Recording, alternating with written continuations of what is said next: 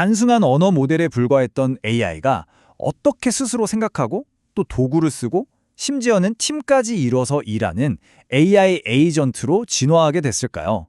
그 놀라운 여정, 지금부터 저랑 같이 한번 따라가 보시죠. 모든 이야기의 시작은요, 바로 이겁니다. 좀 이상하게 들릴 수도 있지만 사실 핵심을 정확히 꿰뚫는 질문이었어요. 초창기 거대 언어 모델, 그러니까 LLM에게 누군가 이렇게 물어본 거죠. 그랬더니 LLM이 뭘 했는지 아세요? 정말 자신만만하게 세종대왕이 맥북 프로를 던졌다는 아주 상세하고 그럴듯한 이야기를 막 지어내는 거예요. 이게 바로 그 유명한 환각, 할루시네이션 현상입니다. 왜 이런 일이 생기냐면 LLM의 본질은 진실을 말하는 게 아니거든요. 그냥 다음에 올 단어 중에 가장 그럴듯한 걸 예측해서 뱉어낼 뿐인 거죠. 자, 바로 이 지점에서 근본적인 문제가 드러납니다. LLM이라는 건요, 마치 대본에 있는 모든 대사는 줄줄 외우는데 그게 무슨 뜻인지, 세상이 어떻게 돌아가는지는 전혀 모르는 천재 배우 같은 거예요. 그러니까 말은 엄청 그럴듯한데 내용은 완전히 엉터리일 수 있다는 거죠. 그러니까 GPT 같은 모델들은요, 본질적으로 그냥 예측 기계다. 이걸 꼭 기억해야 합니다. 이게 바로 LLM이 왜 그렇게 강력하면서도 동시에 왜 그렇게 치명적인 결함을 가질 수밖에 없는지를 설명해주는 핵심 열쇠거든요.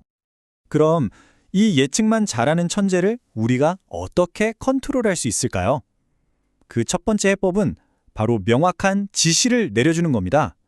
이걸 좀 있어 보이게 프롬프트 엔지니어링이라고 부르죠. 자, 보세요. 똑같은 질문을 던져도 AI한테 어떤 역할을 미리 딱 정해주느냐에 따라서 대답이 얼마나 기가 막히게 달라지는지 한번 직접 확인해 보시죠. 왼쪽은 너는 백설공주의 마법 거울이야 라고 역할을 줬고, 오른쪽은 너는 배트맨의 조커야 라고 줬어요.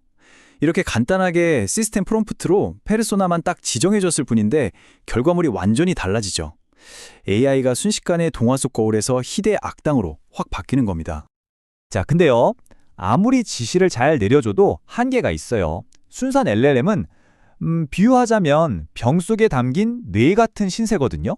똑똑하긴 한데 바깥 세상하고는 완전히 단절되어 있는 거죠. 그러니까 복잡한 곱셈 같은 건 당연히 못하고요. 지금 몇 시인지, 어제 무슨 일이 있었는지도 전혀 몰라요. 왜? 계산기나 인터넷 같은 외부 도구가 없으니까요. 저 곱셈 문제의 답도요, 진짜 계산한 게 아니라 그냥 정답처럼 보이는 숫자를 예측한 것뿐입니다. 해결책은 뭘까요? 간단합니다. AI한테 웹 검색이나 계산기 같은 유용한 기능들을 마치 배트맨의 유틸리티 벨트처럼 허리에 채워주는 거예요. 그리고 이 도구가 바로 우리가 맨 처음 봤던 그 황당한 문제를 해결해 줍니다. 자, 이제 도구를 쓸 수 있게 된 최신 모델한테 아까 그 질문을 다시 해볼까요? 그럼 이제는 잠깐만요, 웹 검색 좀 해볼게요 하면서 바로 사실을 확인하는 거죠. 그리고는 맥북 프로는 2006년 출시됐고 세종대왕은 15세기 분입니다. 이건 말이 안 되네요 하고 딱 잘라 말합니다. 완전히 달라졌죠? 좋습니다.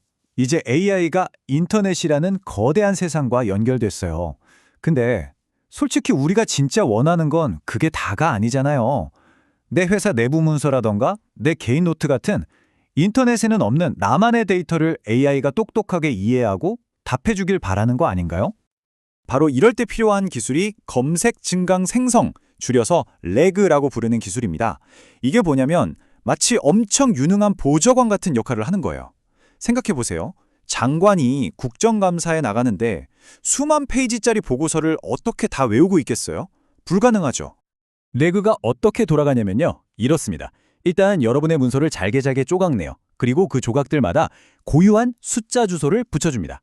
그 다음에 여러분이 질문을 던지면 그 질문도 똑같은 방식의 숫자 주소로 바꿔요. 이제 뭘 할까요? 네, 질문 주소랑 가장 가까운 거리에 있는 문서 조각들을 딱 찾아내는 거죠. 그리고 마지막으로 LLM은 다른 건 쳐다도 안 보고 오직 그렇게 찾아낸 그 조각들만 보고 대답을 만들어냅니다. 이러니까 엉뚱한 소리를 할 수가 없는 거예요. 딱 내 문서에 기반한 정확한 답변만 나오게 되는 거죠. 아니 근데 그 수많은 조각들 중에서 질문과 관련 있는 건 또 어떻게 그렇게 귀신같이 찾아내는 걸까요? 여기에 바로 벡터 임베딩이라는 진짜 마법 같은 개념이 사용됩니다. 이게 뭐냐면 모든 단어나 문장을 일종의 지도 위에 점으로 찍는다고 한번 상상해 보세요. 이때 규칙이 있어요. 의미가 비슷한 애들끼리는 아주 가깝게, 의미가 다른 애들은 멀리 떨어뜨려 놓는 겁니다. 예를 들어 카페 메뉴를 지도로 만든다면 따뜻하고 우유가 들어간 모카랑 라떼는 바로 옆에 붙어 있겠죠. 반면에 차갑고 물만 들어간 아이스 아메리카노는 저 멀리 떨어져 있을 거고요. 바로 이런 식으로 컴퓨터가 의미의 거리를 재서 내 질문과 가장 가까운 내용을 찾아내는 겁니다. 정말 똑똑하죠? 자, 여기까지 정리해볼까요? 우리 AI는 이제 명확한 지시도 알아듣고 인터넷이라는 도구도 쓸 줄 알고 심지어 RAG라는 개인 도서관까지 갖추게 됐어요. 이만하면 완벽해 보이죠? 그런데 아직 마지막 관문이 남았습니다. 바로 여러 단계를 거쳐야 하는 복잡한 프로젝트예요. 이런 건 여전히 힘들어 하거든요. 여기서 정말 기가 막힌 아이디어가 나옵니다. 헨리 포드가 자동차 한 대 만들려고 천재 한 명을 고용한 게 아니지 않느냐. 우리한테 필요한 건 혼자 다 하는 슈퍼 AI가 아니라 각자 자기 일을 하는 조립 라인, 즉 팀이다 이겁니다. 백문이 불여 일견이죠. 자, 예를 들어 JYP랑 하이브 두 엔터테인먼트 회사를 비교하는 보고서를 써줘 같은 좀 복잡한 요청을 받았다고 칩시다. 이걸 AI팀이 어떻게 처리하는지 한번 같이 보시죠.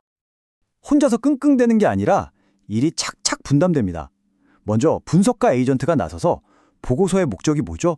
어떤 점을 비교할까요? 하면서 목표를 명확히 하고요. 그럼 연구원의 에이전트가 인터넷을 샅샅이 뒤져서 관련 데이터랑 기사를 쫙 긁어 모읍니다. 이걸 넘겨받은 작성가 에이전트가 보고서 초안을 쓰고 마지막으로 검토자 에이전트가 이 부분은 논리가 좀 약한데요? 하면서 날카로운 피드백을 주는 거죠. 그리고 이게 한 번에 끝나는 게 아니에요. 작성하고 검토받고 피드백 받아서 다시 고쳐 쓰고 이 과정을 계속 반복하는 겁니다.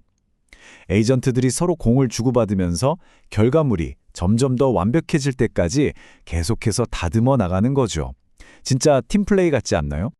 결국 핵심은 뭘까요? 네, 바로 분업입니다. 거대하고 복잡한 문제를 잘게 쪼개서 각 분야의 전문가, 즉 전문 에이전트에게 맡기는 우리 인간들이 일하는 방식과 똑같은 거죠. 덕분에 개별 AI 하나하나는 그냥저냥 평범한 수준이라도 팀으로 뭉치면 정말 강력하고 신뢰도 높은 결과물을 만들어낼 수 있게 되는 겁니다. 바로 이 지점이 정말 중요합니다. 이제 우리의 역할이 바뀌고 있다는 거거든요. 예전처럼 그냥 AI한테 질문이나 던지는 사용자가 아니라 어떤 일을 할지 과업을 정의하고 이 일에 맞는 AI 에이전트들로 팀을 짜주고 전체 작업 흐름을 지휘하는 관리자, 감독이 되어가고 있다는 뜻입니다. 자, 이렇게 오늘 이야기를 마무리하면서 마지막으로 생각해볼 질문을 하나 던져봅니다. 우리가 만들고 있는 AI의 미래가 모든 걸 다 아는 전지전능한 슈퍼 인텔리전스 하나일까요? 아니면 각자의 전문성을 가진 AI 직원들이 바쁘게 돌아가는, 그리고 바로 여러분이 그 팀의 리더가 되는 아주 효율적인 AI 오피스에 더 가까운 모습일까요?